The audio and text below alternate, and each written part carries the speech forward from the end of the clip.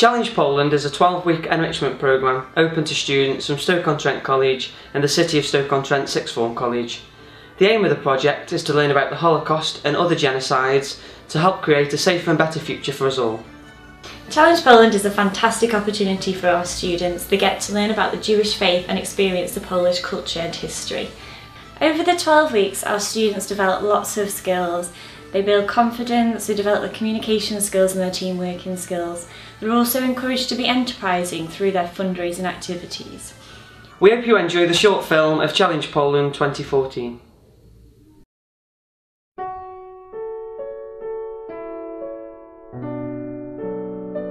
We started off in the morning. We went on a walking tour through the Jewish quarter of Krakow.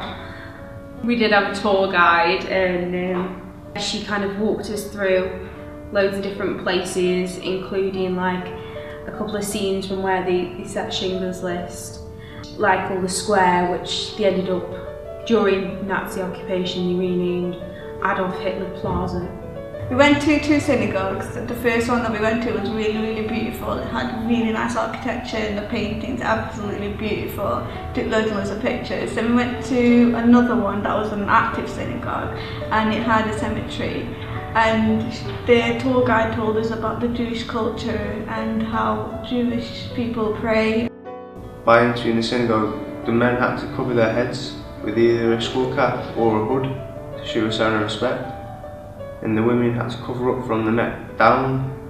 They weren't allowed to show any skin, from the knees upwards to the neck.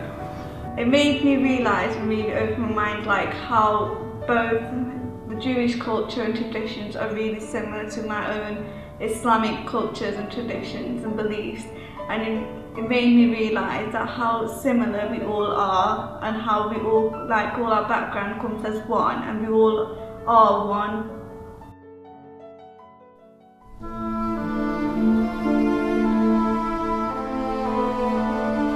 We got to see where the film Schindler's List was filmed, and then the actual factory itself, which is now being converted into a museum, mainly based around what actually happened to the Polish people and the Jews. I can imagine being a Jew during the war was quite intimidating because all the streets were covered in the Nazi flag with the swastika. You getting mocked and bullied by other members of the public which weren't even part of the Nazi party, discriminated against, almost like apartheid. The Jews were made to wear a Star of David on the left shoulder so that everybody knew who they were and where they came from. In the ghetto, Jewish parents would kind of tell their children to try and escape. They'd try to help them push them through holes in the walls and get over the walls and stuff like that to just try and fend for themselves and escape, because obviously the conditions were awful. But that makes you think, doesn't it, how confused must those kids have been? How old would they have been? You had all the quotes from all the people that he helped and in all kinds of languages, and it was just with a very sad music playing, which I believe is from the film. It was just, really put the point. Being a Jew, they were consistently moved from one residence to another, going from the main town to the Jewish quarter and eventually getting shipped off to the camps.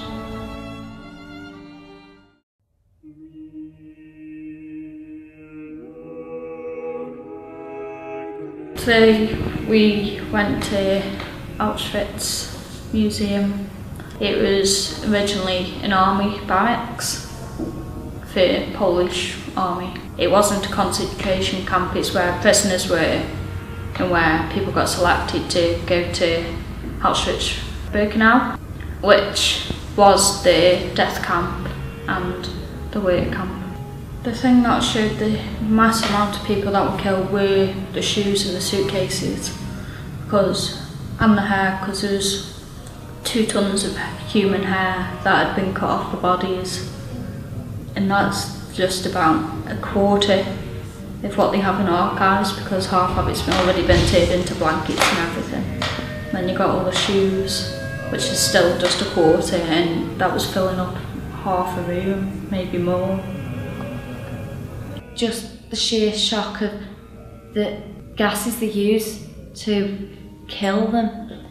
There was hundreds and hundreds of canisters for us to see, let alone everything else that hasn't been put out to show how many people have been there and died and how it's been done.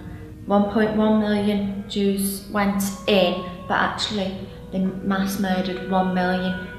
In the end, only that 0.1 of a million managed to survive, which, looking at our country, isn't any. It'd be like only Stoke-on-Trent surviving out of the whole country.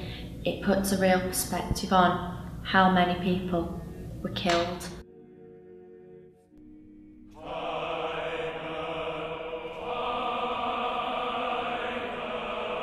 I was quite shocked because compared to Auschwitz, it's bigger, and there's more like wooden shelters, and there's more like gas chambers to kill more people. It's quite strange how large the camp actually is. When you stood up in the watchtower and you're looking from the start of the track to the end of the track, it's about a mile long, and then from the female accommodation to the end of the male accommodation, it's about 1.5 mile to 2 mile long, and it's unbelievable really the resources he had to do this and how well planned out it was. Just one man's hatred to turn into that. When I went into the accommodation, I don't know, they were treated more like animals than they were people. Like, they were completely like numbers tattooed onto them, just gives them like no like personality, no like human features or anything like that. Like how close the bunk beds were together, and I can only imagine like how many people were in the bunk beds and how uncomfortable they all must have felt. When they arrived at Birkenau, they were sorted into groups that could work and groups that couldn't, and mainly this was done by gender, age and mass of your body. If you were scrawny and little, you'd be put to the death basically, but if you were quite big and muscly or male that they thought could work, you'd be put into a group where you could work, and those that were put to work that could work were recorded, but those that couldn't weren't recorded, which means that it can't determine exactly how many died.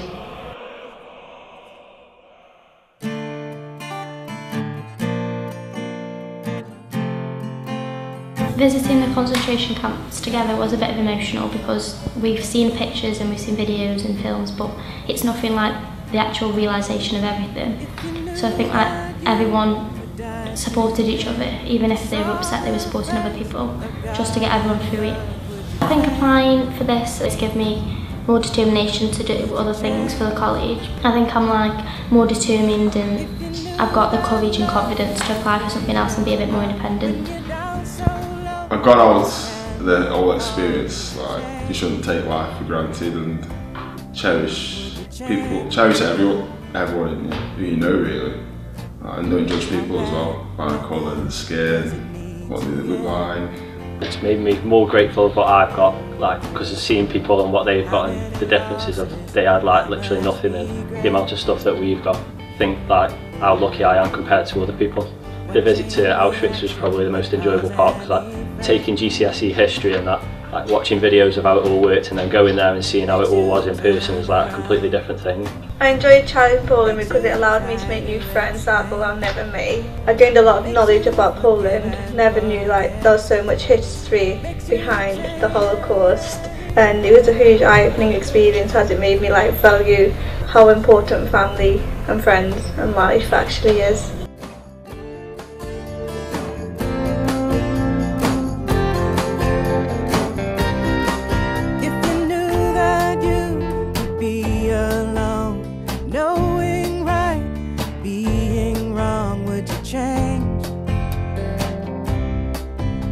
Change if you knew that you would find a truth